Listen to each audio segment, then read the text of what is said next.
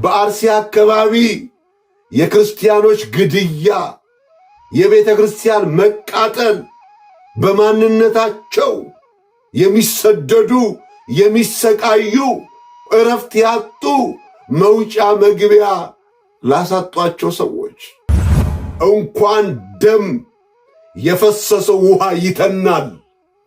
እግዚአብሔር ፈራጅ ነው። እግዚአብሔር ዳኛ ነው። ሰውን በማንነቱ መግደል ክፉ በሽታ ነው። ጾም ለበሽታ ፈውስ ነው። አጋንንትን ያባርራል። ክፉ ሐሳቦችን ያርቃል።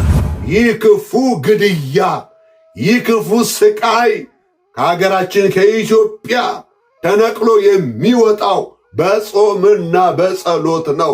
ጾም ራስን መግዛት ነው። ራስን ከመግዛት የሚበልጥ ቅድስና የለም።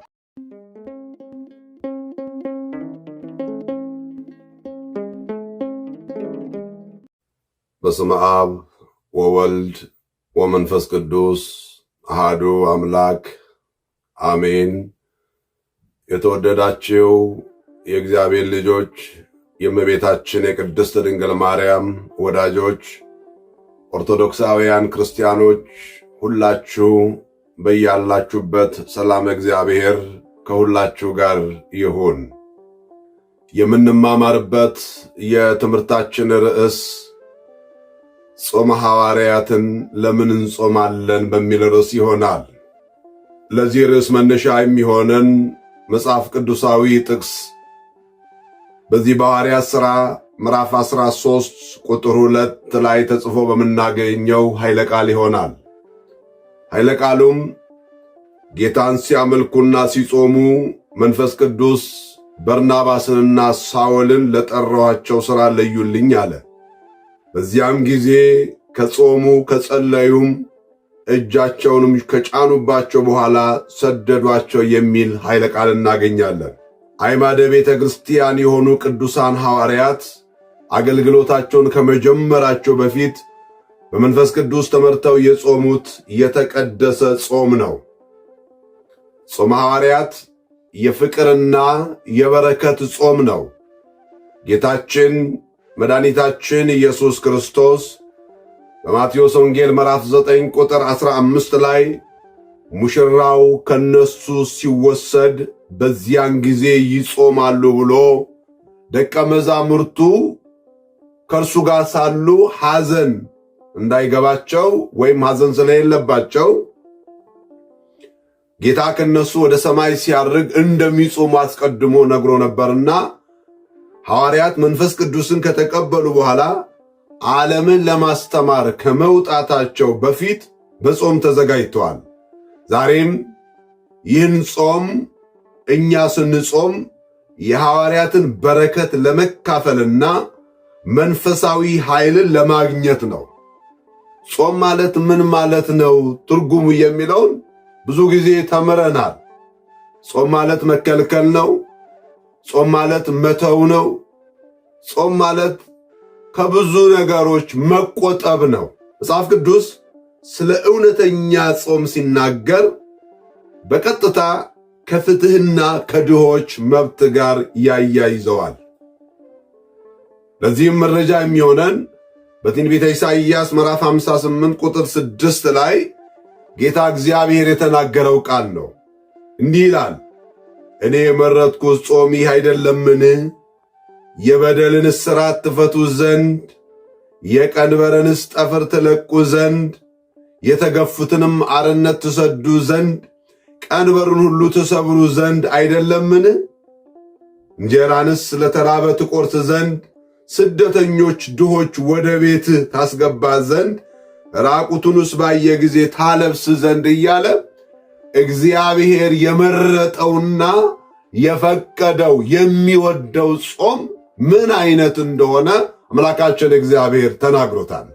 ስለ ጾም ከኦሪት ዘፍጥረት እስከ ራዕየ ዮሐንስ ድረስ ተጽፏል። በመጽሐፍ ቅዱስ ውስጥ በብሉይ ኪዳን የአስቴርና የነህምያ ጾም አይሁዳውያን በሙሉ ሊጠፉና ሊታረዱ አዋጅ በወጣ ጊዜ አስቴርና ሕዝቡ በሙሉ በአንድነት ጾመዋል። እግዚአብሔርም ሞትን ወደ ሕይወት መከራን ወደ ደስታ ለውጦላቸዋል። መጽሐፍ አስቴር ምዕራፍ 4 ቁጥር 16ን ስናነብ ነህምያም የኢየሩሳሌምን መፈራረስና የሕዝቡን ስደት በሰማ ጊዜ አልቅሶ ጾሟል። መጽሐፈ ነህምያ ምዕራፍ 1 ቁጥር 4 ላይ።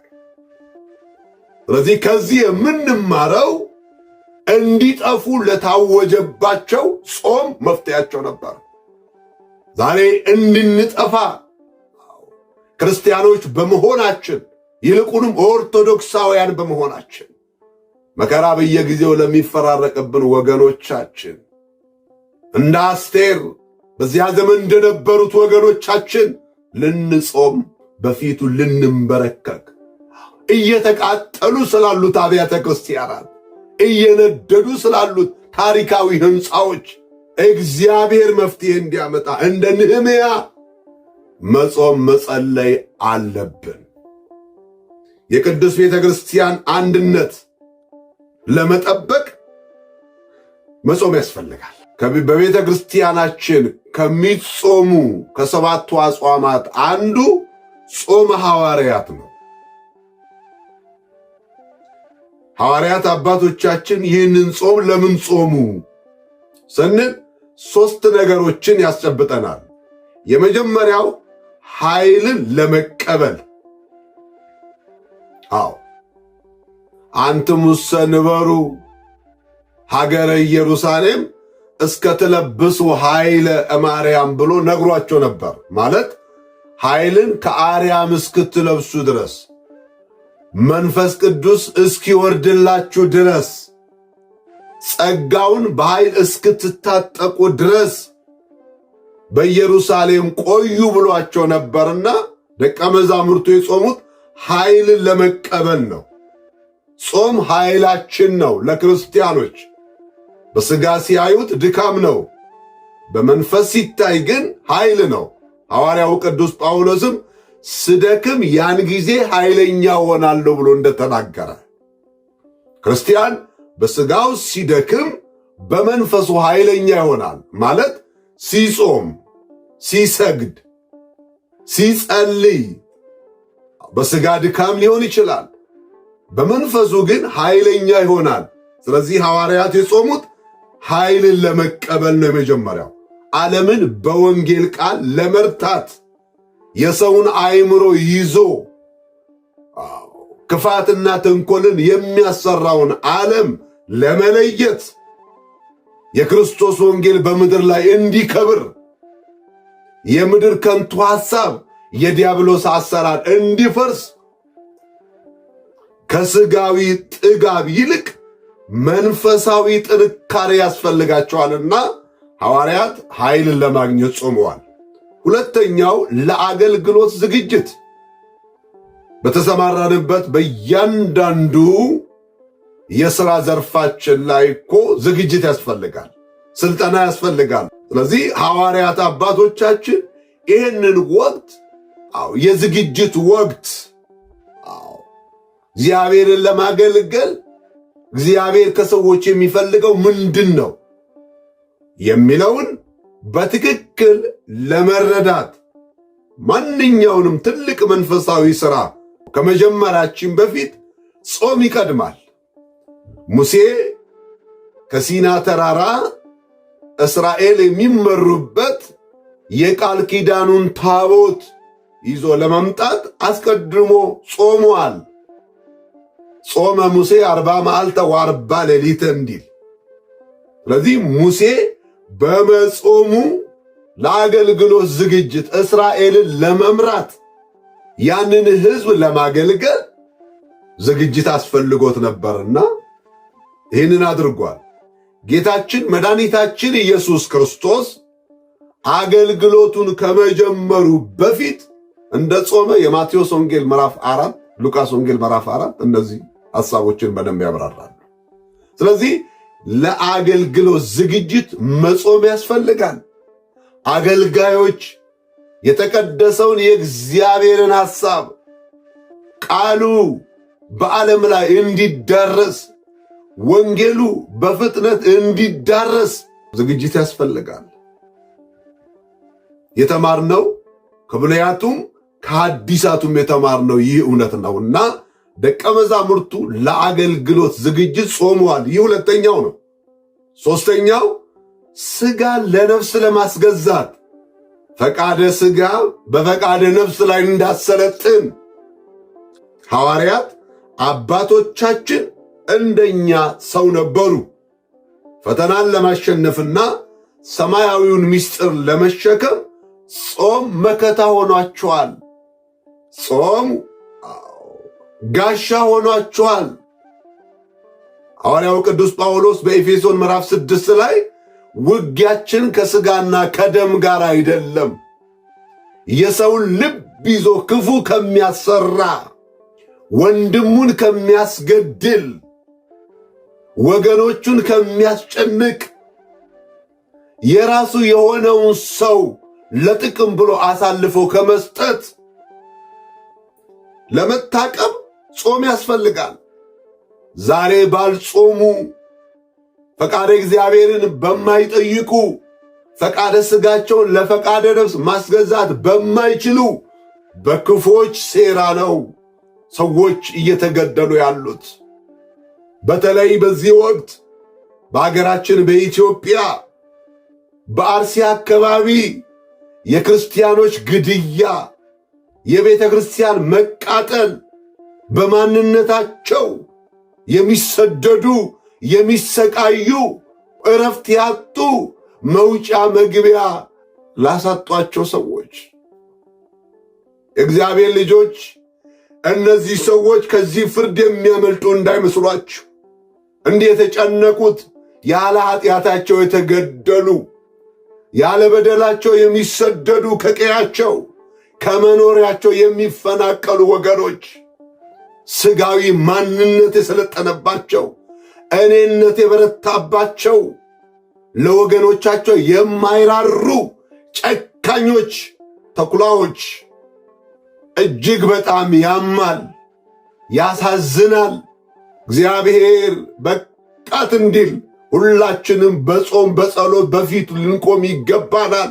የእነዚህ የንጹሐን ደም በእግዚአብሔር ፊት ዋጋ አለው፣ ይጮኻል። የተወደዳቸው የእግዚአብሔር ልጆች ሊቁ ቅዱስ ዮሐንስ አፈወርቅ ሲያስተምር የጾም ጥቅም ከምግብ መከልከል ብቻ አይደለም። እውነተኛ ጾም ከክፉ ነገር መራቅ ነው። ወንድምህን እየበላ በግፍና በፍትህ መጓደል ሥጋ ከመብላት ብትከለከል ምን ፋይዳ አለው ይላል ሊቁ ዮሐንስ አፈወርቅ። ስለዚህ ሰዎች ጾም የሰዎችን እኩልነት የምናስብበትና ለተገፉት ፍትህ የምንጠይቅበት ወቅት ነው። በዚህ ወቅት በብዙ ስቃይና መከራ ውስጥ የሚጨነቁ ወገኖች በተለያዩ ስፍራዎች አሉ። ገዳይና አስገዳይ፣ የእነዚህ ገዳይና አስገዳይ ደጋፊዎች እግዚአብሔር ያያቸዋል።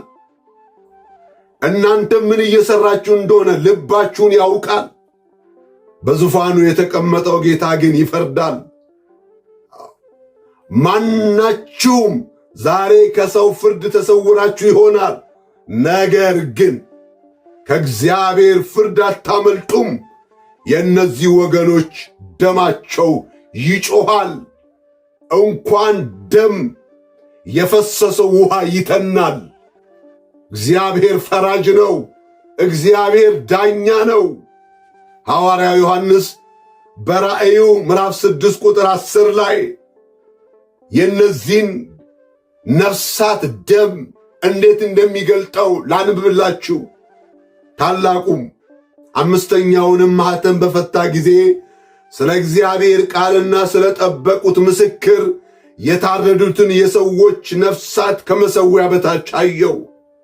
በታላቅ ድምፅም እየጮኹ ቅዱስና እውነተኛ ጌታ ሆይ እስከ መቼ ድረስ አትፈርድም?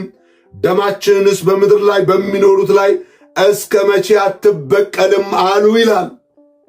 አሁን የእነዚህ የተገደሉቱ ነፍሳት በእግዚአብሔር ዙፋን ስር ሆነው ይጮኻል። መቼ ነው የምትፈርደው? መቼ ነው በገዳዮቻችን ላይ የማትበቀለው? ሰይፍን የሚያነሱ በሰይፍ ይጠፋሉ ነው ያሉት። መሳሪያ አንስተው የገደሏቸው ያስጨነቋቸው ሰዎች እነሱም ይገደላሉ፣ ደግሞ ይጨነቃሉ። ዘመን ይመጣል፣ እግዚአብሔር ያውቃል። ገዳዮችም አስገዳዮችም እግዚአብሔር ያያችኋል። እየተመለከታችሁ ነው። አዎ ከሰው እይታ አምልጣችሁ ሊሆን ይችላል፣ ላታመልጡም ትችላላችሁ። ከእግዚአብሔር ፍርድ ግን አታመልጡም። በእርግጥም ነው የምነግራችሁ፣ እግዚአብሔር የሠራውን ቤተ መቅደስ አፍርሰ አንተ ቆም አትሄድም። እግዚአብሔር ያያል፣ በዙፋኑ የተቀመጠው ይመለከታል። እግዚአብሔር የተወደዳችሁ የእግዚአብሔር ቤተሰቦች ክርስቲያኖች፣ በዚህ ወቅት በርትተን ልንጸልይ ይገባናል። ጾማችን ለውጥ እንዲያመጣ፣ ነገሮቻችንን ስቃዮቻችን እንዲያበቁ፣ ችግሮቻችን ድንበር እንዲበጅላቸው ጾም ያስፈልገናል። ታላቁ የቤተ ክርስቲያን አባት ቅዱስ አትናቴዎስ እንዲህ ይላል፣ ጾም ለበሽታ ፈውስ ነው። በምድራችን ላይ ለገባው በሽታ ሰውን በማንነቱ መግደል ክፉ በሽታ ነው። በሽታን ያባርራል። ጾም ለበሽታ ፈውስ ነው። አጋንንትን ያባርራል፣ ክፉ ሐሳቦችን ያርቃል፣ ልብንም ብሩህ ያደርጋል ብሎ ቅዱስ አትናቴዎስ እንደተናገረ ጨለማ ውስጥ ያለ ሰው ነው ወንድሙን የሚገለው። ከሱ ክፉ ሐሳብ በልቡ ያለው ሰው ነው ይህንን የሚያደርገው። ስለዚህ ሊቁ ቅዱስ አትናቴዎስ እንደመከረን ጾም ለበሽታ ፈውስ ነው። አጋንንትን ያባራል፣ ክፉ ሐሳቦችን ያርቃል፣ ልብን ብሩህ ያደርጋል። በእግዚአብሔር ፊት በጾም በጸሎት ልንተጋ ያስፈልገናል። አባቶቻችን የሰኔን ጾም የአዝመራ ጾም ይሉታል። ሐዋርያት የወንጌልን ዘር በዓለም ሁሉ ለመዝራት የጾሙት በመሆኑ እኛም በሕይወታችን መንፈሳዊ ፍሬን እንድንዘራበት የታዘዘ ነው። ይህ ጾም የቤተ ክርስቲያን አንድነትም የሚታይበት ጾም ነው። በአንድ ልብ ሆነው በአንድ ስፍራ ለተገኙት ለደቀ መዛሙርቱ መንፈስ ቅዱስ የወረደበት ጾም ነው። አዎ በአንድ ልብ ክርስቲያኖች አንድ የምንሆንበት አንድነታችን የሚታይበት ጾም ነው። በዚህ ጾም የእግዚአብሔርን ምሕረት እንድንመለከት ፍትሐዊነቱንም እንድናይ በእግዚአብሔር ፊት ልንበረከክ ያስፈልገናል። የጾም ጥቅሞች በተለያዩ በሦስት ዘርፎች ማየት እንሞክራለን። አንደኛው ጾም በመንፈሳዊ ሕይወት ስንመለከት ጾም የጸሎት ክንፍ ነው። ክንፍ የሌለው ወፍ መብረር እንደማይችል ሁሉ ጾም የሌለው ጸሎትም ወደ እግዚአብሔር ዙፋን አይደርስም። አጋንንትን ድል ማድረጊያ መሳሪያችን ነው። ጌታችን መድኃኒታችን ኢየሱስ ክርስቶስ በማቴዎስ ወንጌል ምዕራፍ 17 ላይ ዝንቱ ዘመድ ኢይወፅእ ዘእንበለ በጾም ወበጸሎት እንዳለ ይህ ክፉ ዘረኝነት፣ ይህ ክፉ ፖለቲካ፣ ይህ ክፉ እርስ በርስ መጠላለፍ፣ ይህ ክፉ ግድያ፣ ይህ ክፉ ስቃይ ከሀገራችን ከኢትዮጵያ ተነቅሎ የሚወጣው በጾምና በጸሎት ነው። አዎ እየጾምን ነው። ጾማችን ለምንድን ነው ተቀባይነት ያላገኘው? እኛም ልብ ውስጥ ክፋት አለ፣ እኛም ልብ ውስጥ ዘረኝነት አለ፣ እኛም ልብ ውስጥ መለያየት አለ። ታዲያ እንዴት ብሎ እግዚአብሔር መፍትሄ ይስጥ? ጾም በራሱ መፍትሄ የሚያመጣው ጿሚዎቹ ለእግዚአብሔር ሲገዙ ነው። አጋንንትን ድል ማድረጊያ መሳሪያችን ነው። ኢትዮጵያ ላይ የተለቀቁ ክፉ መናፍስት አጋንንት፣ የዘረኝነት መንፈስ፣ የእኔነት መንፈስ፣ የእርስ በርስ መጋጨት መገዳደል መንፈስ እንዲወጣ በእውነት ነው የምንጾም ሰዎች ከልባችን ንጹም። እኔ የመረጥኩት ጾም ይህ ነውን ብሎ እግዚአብሔር አስቀድሞ ቅድም ባነበብኩት ትንቢተ ኢሳይያስ ላይ እንደተናገረው እግዚአብሔር የመረጠው ጾም የፍትህ ጾም ነው። እግዚአብሔር የመረጠው ጾም ሰዎች በሰላም እንዲኖሩ፣ እኩልነት ያለው ሕይወት እንዲኖር፣ ፍትሐዊነት ያለው ሕይወት እንዲኖር የሚጠይቅ ጾም ነው። ስለዚህ ጾም በመንፈሳዊ ዘርፍ የጸሎት ክንፍ ነው። ሁለተኛው በስነ ልቦናዊው ጾም ራስን መግዛትን ወይም ሰልፍ ኮንትሮልን ያስተምራል። በምግብ ፍላጎቱ ላይ የሰለጠነ ሰው በቁጣው በምላሱና በባህሪው ላይ የመሰልጠን አቅም ይኖረዋል። አይምሮው ነገሮችን ሁሉ በማገናዘብ ያደርጋል፣ ሰላምን ይሰጣል። ጾም ራስን መግዛት ነው። ራስን ከመግዛት የሚበልጥ ቅድስና የለም። እግዚአብሔር የሰጠን መንፈስ ራስን የመግዛት መንፈስ ነው። መንፈስ ቅዱስ ወደ ሕይወታችን ሲመጣ ራስን መግዛት፣ ራሱን የገዛ ሰው ዓለምን መግዛት ይችላል። ሦስተኛው በማኅበራዊው የጾም ጥቅሙ ጾም ማኅበራዊ ፍትሕን ያመጣል። እኛ ካለን ላይ ቀንሰን ስንጾም ለሌሎች ወገኖቻችን የምናካፍልበትን ዕድል ይፈጥራል። እኔ ብቻ ልጥገብ፣ እኔ ብቻ ልብላ፣ እኔ ብቻ ልልበስ፣ እኔ ብቻ ልስራ፣ እኔ ብቻ ልምራ ከሚለው የራስ ወዳድነት መንፈስ ይወጣል። የጾም ጥቅሙ ይሄ ነው። ለወጣቶችም ሆን ለአዋቂዎች ይህ ትምህርት እጅግ በጣም ጠቃሚ ነው። ወጣትነት የኃይልና የፍላጎት ዘመን ነው። በዚህ ጊዜ ጾም ልክ እንደ መሪ ወይም ብሬክ ነው። በስሜት እንዳትነዱ፣ ሱስና ክፉ ልማድ እንዳያሸንፋችሁ በጾም መታገል ያስፈልጋል። ሐዋርያት በወጣትነታቸው ዓለምን የለወጡት በጾምና በጸሎት በርትተው ነው። በዚህ ዘመን ያለን ወጣቶች ሆይ በተለያዩ ሱሶች የተያያዝን በአደንዛዥ ዕፅዋት፣ በአልኮል፣ በሶሻል ሚዲያ በእነዚህ ነገሮች ጥገኛ ሆነን ራሳችንን መግዛት ያቃተን ወጣቶች ካለን በጾም በእግዚአብሔር ፊት እንድንበረታ ከአባቶቻችን ከሐዋርያት እንማራለን።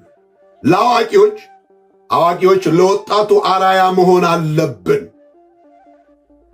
ጾም ምግብ መተው ብቻ ሳይሆን መቆጠብም ጭምር እንደሆነ በቤታችን ውስጥ የጾም ድባብ እንዲኖር ልጆቻችን ከመጠን በላይ የመብላትና የመጠጥ ባርነት እንዳይዛቸው አርአያ ልንሆናቸው ይገባናል። እኛ የምናደርገውን ስለሚከተሉ ማለት ነው። አርአያ እንዲሆኑ ጾም ያስፈልገናል። በአጠቃላይ ጾመ ሐዋርያት የምስክርነት ጾም ነው። ሐዋርያት ጾመው ዓለምን በወንጌል ጨውነት እንዳጣፈጡ እኛም በጾማችን ክፉ ባሕርያችንን ለውጠን ለዓለም ጨውና ብርሃን መሆን አለብን። ጾሙ የሰላም፣ የፍቅር፣ የንስሐ፣ የፍትህ፣ የእኩልነት እንዲሆን ሁላችንም ልንተጋ ያስፈልገናል።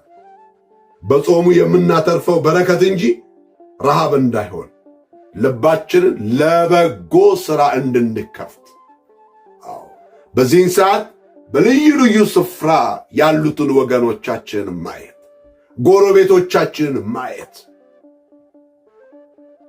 በየመንገዱ የወደቁትን ማየት፣ ሰው የሚጠይቃቸው አጥተው ልመና አሳፍሯቸው በቤታቸው ሆነው ስጋቸው ከአጥንታቸው ጋር የሚቆጠር ወገኖቻችን ማሰብ፣ በልዩ ልዩ ስፍራ ደግሞ እንደ ቅጠል የሚረግፉትን ሰላም የናፈቃቸውን ወጥቶ መግባት የናፈቃቸውን ወገኖችን በማሰብ በእግዚአብሔር ፊት ብንንበረከክ በእርግጥም ጾማችን መፍትሄ ያመጣል።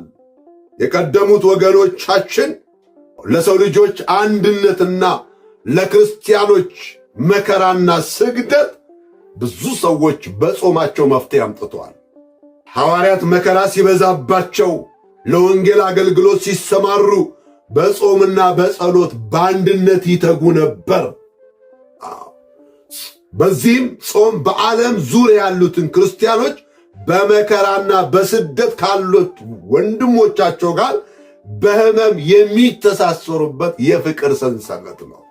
ስለዚህ የሐዋርያት ጾም ብዙ መፍትሄዎችን ያመጣ ጾም ነው። ስለዚህ እኛም በእግዚአብሔር ፊት ተንበርክከን ራሳችንን አዋርደን አልቅሰን በቃን እባክህ አምላካችን እግዚአብሔር ሆይ መከራው በየአይነቱ ተፈራረቀብን፣ የሰው ሞት ቁጥር ሆነ።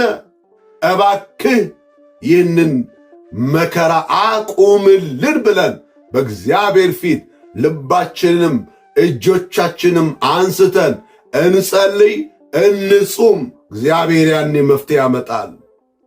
የመፍትሄው ባለቤት እግዚአብሔር ለሀገራችንም፣ ለቤተ ክርስቲያናችንም፣ ለወገኖቻችንም፣ ለመላው ዓለም ምሕረትን እንዲያደርግ የእግዚአብሔር ቸርነት፣ የእመቤታችን አማላጅነት፣ የቅዱሳኑ ጸጋና በረከት ከሁላችን ጋር ይሁን። ወስብሐት ለእግዚአብሔር። አሜን።